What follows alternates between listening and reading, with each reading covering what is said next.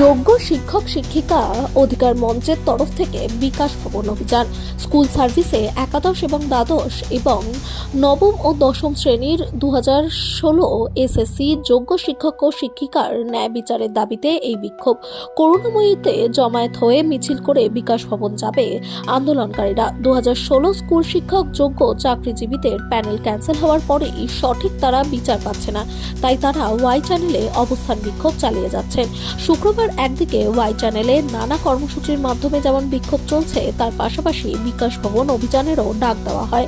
শিক্ষক শিক্ষিকাদের দাবি, আন্দোলনকারীরা সিবিআই প্রদত্ত 8.5% এবং 14.47% অবৈধভাবে নিযুক্ত শিক্ষক শিক্ষিকাদের অন্তর্ভুক্ত নয়। আন্দোলনকারীরা 91.5% এবং 85.53% স্বচ্ছতার সাথে নিযুক্ত শিক্ষক শিক্ষিকা, তাদের ন্যায় পাওয়ার লড়াইয়ে সকলের সমর্থন চাই। রাজ্য সরকার এসএসসি এবং ডাব্লিউবিবিএসসিই কে দক্ষ আইনজীবী নিয়োগ করে আন্দোলনকারীদের ন্যায় পাইয়ে দেওয়ার রাস্তাকে প্রশস্ত করতে হবে। আন্দোলনকারীদের ন্যায় পাইয়ে দেওয়ার স্বার্থে সুপ্রিম কোর্টে এসএসসিকে উপযুক্ত তথ্য দিয়ে সহযোগিতা করতে হবে।